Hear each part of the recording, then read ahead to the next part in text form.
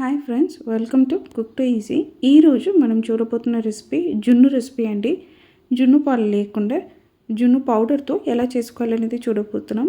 రండి ఎలా చేస్తామనేది చూస్తాం. ఈ జున్ను రెడీ చేసుకోవడానికి కోసం 1/2 లీటర్ పాలు అనేది తీసుకున్నామండి.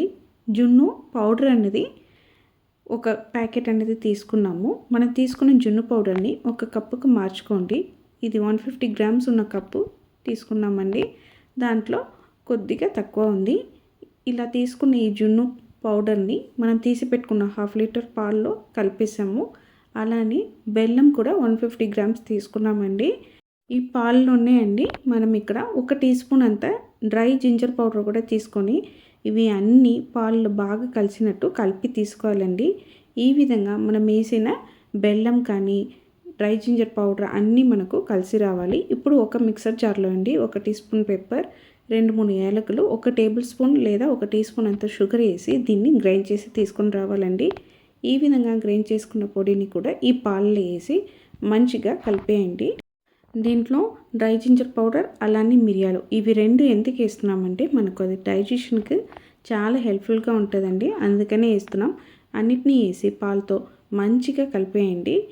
ఈ విధంగా మనం కలిపిన తర్వాత అండి ఏ గిన్నెలో మనం ఈ జున్ను అనేది రెడీ చేయబోతున్నామో ఆ గిన్నెలో మనం రెడీ చేసి పెట్టుకున్న ఈ పాలని స్ట్రెయిన్ చేసి తీసుకోవాలండి.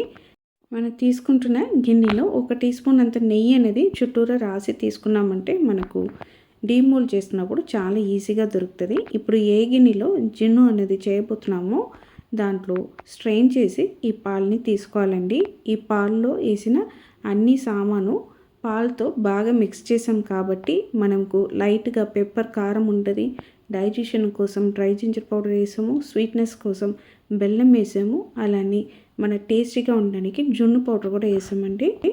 ఈ విధంగా గిన్నెకి మార్చిన తర్వాత అండి మనం కుక్కర్లో రైస్ ఎలా ఉడికిస్తామో సేమ్ అలానే ఈ గిన్నె పెట్టేసి పైన ఒక మూత పెట్టేసి కుక్కర్ని మూత పెట్టేసండి మీడియం ఫ్లేమ్లో పెట్టేసి 2 విజిల్ వదిలేసి తీసుకున్నామంటే మనకు జున్ను సూపర్గా రెడీ అయిపోతుందండి. ఈ విధంగా 2 విజిల్ పెట్టి తీసుకున్న తర్వాత రండి జున్ను ఎలా రెడీ అయిందనేది చూస్తాము. 2 విజిల్ పెట్టి ప్రెషర్ అంతా రిలీజ్ అయిన తర్వాత అండి ఓపెన్ చేసి చూసామంటే మనకు సూపర్గా జున్ను అనేది రెడీ అయింది. పైన మూత ఎందుకు పెడుతున్నామంటే ఇలా నీళ్ళు అనేది వస్తుంది, అది జున్నులో కలవకుండా ఉండడానికి కోసమే పెడుతున్నామండి. సూపర్గా మనకు కుక్ అయ్యి వచ్చింది చూడండి. ఇది వేడి మీద తినాలంటే తినొచ్చండి, కానీ ఎప్పుడైనా సరే జున్ను రెడీ చేస్తున్నామంటే జున్ను అనేది పూర్తిగా ఆరిన తర్వాత 1 గంట సేపు మనం ఫ్రిడ్జ్లో పెట్టుకొని తీసుకున్నామంటే మనకు టేస్ట్ అనేది సూపర్గా కుదురుతుందండి. ఇప్పుడు ఈ జున్నుని బయట వదిలేయండి. పూర్తిగా ఆరిన తర్వాత అండి ఫ్రిడ్జ్లో 1 గంట సేపు పెట్టి తీసుకోవాలి. తీసుకున్న తర్వాత మనం దీన్ని డిమోల్డ్ చేస్తే చాలా ఈజీగా మనకు వచ్చేస్తుంది. చూడండి ఫ్రిడ్జ్లో పెట్టి తీసుకున్నాము. ఇప్పుడు మనం దీన్ని ఒక ప్లేట్కు ట్రాన్స్ఫర్ చేసుకుంటామండి. ప్లేట్కు మార్చడానికి ముందండి ఒక నైఫ్ తీసుకొని చుట్టూరా సైడ్లో మనము ఈ జున్నుని ఒక్కసారి వీడియోలో చూపించినట్టు మనం తీసేసి వదిలేమంటే మనం దీన్ని ప్లేట్కు మార్చినప్పుడు చాలా ఈజీగా వచ్చేస్తుందండి. ఈ విధంగా సైడ్ అంతా తీసిన తర్వాత దీని మీద ఒక ప్లేట్ పెట్టేసి మనం దీన్ని తిప్పేసామంటే సూపర్గా మనకు జున్ను అనేది డిమోల్డ్ అయి వస్తుందండి. మనకు జున్ను పాలు అనేది కావాల్సిన సమయంలో దొరకదండి. ఈ విధంగా మన జున్ను పౌడర్ అనేది దొరికిందంటే దాంతో ఇలా చేసుకోవడం వల్ల మనకు ఎప్పుడు తినాలనిపిస్తుందో అప్పుడు హ్యాపీగా మనం చేసుకొని తినచ్చు. సేమ్ టైంలో ఇది చాలా హెల్త్ బెనిఫిట్స్ కూడా ఉన్నాయండి.